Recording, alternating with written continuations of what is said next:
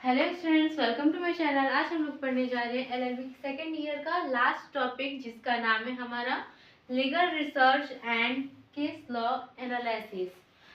ये है हमारा इस पार्ट का, मतलब कि ये जो सेकेंड ईयर था इसका आखिरी टॉपिक। इसका मतलब लीगल रिसर्च का जानते हैं आप लोग कि रिसर्च मतलब होता है शोध, तो शोध रहता है, और लीगल का मतलब कानूनी। तो कानूनी शोधकर्ता के बारे में पहले हम लोग जान ले। तो कानूनी शोधकर्ता वह प्रक्रिया है जिसके माध्यम से किसी कानूनी समस्याओं का समाधान खोजने के लिए लोग इसका प्रयोग करते हैं।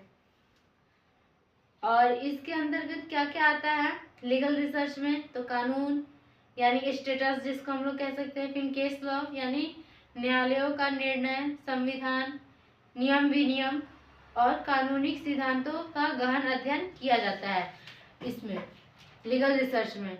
फिर इसमें आता है इसका उद्देश्य क्या है। तो इसका उद्देश्य है सही कानून स्थिति और स्थिति का पता करना यानी लीगल पोजीशन, और केस के मजबूत तर्क को तैयार करना, जजमेंट लिखना या रिसर्च पेपर बनाना इसके अंतर्गत आता है। फिर इसके लीगल रिसर्च के क्या कितने प्रकार होते हैं? तो लीगल रिसर्च के दो प्रकार होते हैं। पहला है डॉक्ट्रिनल रिसर्च, दूसरा है नॉन डॉक्ट्रिनल रिसर्च, यानी कि सैद्धांतिक शोध और असैद्धांतिक शोध इसे कह सकते हैं। तो सैद्धांतिक शोध में क्या आता है? पहला जो है इसका प्रकार, तो उसमें आता है पुस्तकों, केस लॉ और अधिनियमों पर आधारित इसमें कार्य किया जाता है। फिर लाइब्रेरी और ऑनलाइन डेटाबेस का उपयोग किया जाता है, जिसमें उदाहरण के लिए आईपीसी की धारा 300 का अध्ययन इसमें शामिल है। फिर असैद्धांतिक शोध में है समाज पर कानून के प्रभाव का अध्ययन, सर्वे, इंटरव्यू, प्रश्नावली। फिर उदाहरण के लिए मैं इसका भी देती हूँ, घरेलू हिंसा, कानून का सामाजिक प्रभाव, ये सब इसमें आ जाते हैं। तो ये थे हमारे लीगल रिसर्च में। अब हम लोग आ जाते हैं केस लॉ में। केस लॉ में जो है वो न्यायिक निर्णय जो है, इसमें जब कोई व्यक्ति न्यायालय द्वारा किसी मामले में कानूनी की व्याख्या करता है तो वह निर्णय केस लॉ कहलाता है। यानी ये जो न्यायिक निर्णय है यानी केस लॉ, इसमें कोई इसकी व्याख्या जो करते हैं इसकी मामला में, न्याय के मामला में, तो उसे हम लोग केस लॉ कहते हैं। अगर मैं इससे बता दूं कि कहाँ कहाँ ज़्यादातर महत्वपूर्ण माने जाते हैं, तो ये माने जाते हैं भारत में सुप्रीम कोर्ट और हाई कोर्ट के निर्णय का अत्यंत महत्वपूर्ण ये भाग है। केस लॉ के एनालिसिस में इसमें है, केस लॉ के एनालिसिस में पहले केस का नाम दिया जाता है कि केस का टाइटल क्या है। फिर दूसरा है केस के फैक्ट्स क्या है, इसके तथ्य क्या क्या है। फिर इशूज यानी इनवैलिड है या वैलिड है। फिर आर्ग्यूमेंट्स यानी तर्क दिए जाते हैं कि इसमें क्या क्या तर्क आ सकते हैं। फिर जजमेंट किए जाते हैं, क्या निर्णय इसका निकला। और लास्ट में हमारा आ जाता है रेडियो डेडिग्नेशन।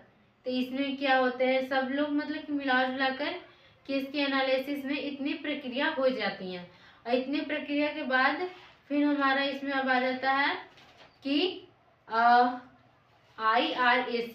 IRAC का फुल फॉर्म अगर मैं बता दूं आपको, तो IRAC का फुल फॉर्म है, पहले है हमारा, रुकिए बताती हूँ, ये है, हम जान लेंगे, ये आई है, ये IRAC। तो आई को डिनोट करते इशू से, और आर को डिनोट करेंगे रूल से, फिर ए को डिनोट करेंगे एप्लीकेशन से, और इसको काउंसलिंग से। यानी कि कानूनी प्रश्न, फिर कौन सा मतलब कि इसमें लागू धारा, नियम यानी रूल का मतलब नियम, फिर एप्लीकेशन कि इनके कौन सा कानून पर प्रयोग किया जाता है, इसके द्वारा मैंने लिखा है। तो एप्लीकेशन यानी आवेदन दे देंगे, फिर इसका निष्कर्ष क्या निकलता है वो काउंसलिंग में आ जाता है। तो ये थे IRAC मेथड के अनुसार केस एनालिसिस का लोकप्रिय विधि जो था, मैंने इसको बताया। फिर केस लॉ का उदाहरण क्या क्या है वो मैं बताती हूँ। इसमें जो है उदाहरण ज़्यादा नहीं है, बहुत कम है। इसमें आ जाता है आपका केस लॉ के उदाहरण में जो मैंने भी बताया वही है, इसे पढ़ना हमें जरूरी नहीं है, लेकिन मैं आगे बताती हूँ। लीगल रिसर्च का स्रोत, इसमें स्रोत क्या क्या है इसके, वो है पहला हमारा स्रोत है प्राथमिक स्रोत, फिर संविधान। प्राथमिक स्रोत में क्या क्या आते हैं तो उसमें आ जाता है हमारा संविधान, अधिनियम और केस लॉ लीगल रिसर्च के स्रोत के अंतर्गत। और दूसरा इसका स्रोत आ जाता है कानूनी पुस्तकें, लॉ जनरल और कमेंट्री, ये हमारा द्वितीय स्रोत में आ जाता है। अब हम लोग जानेंगे इसका महत्व क्या है और इसी से फिर हमारा ये वीडियो समाप्त हो जाएगा। तो महत्व इसके हैं न्याय तक पहुंच, और न्याय तक पहुंचना इसका पहला महत्व है, उदाहरण है। फिर दूसरा है कानून का विकास करना, मजबूत केस प्रोजेक्शन करना,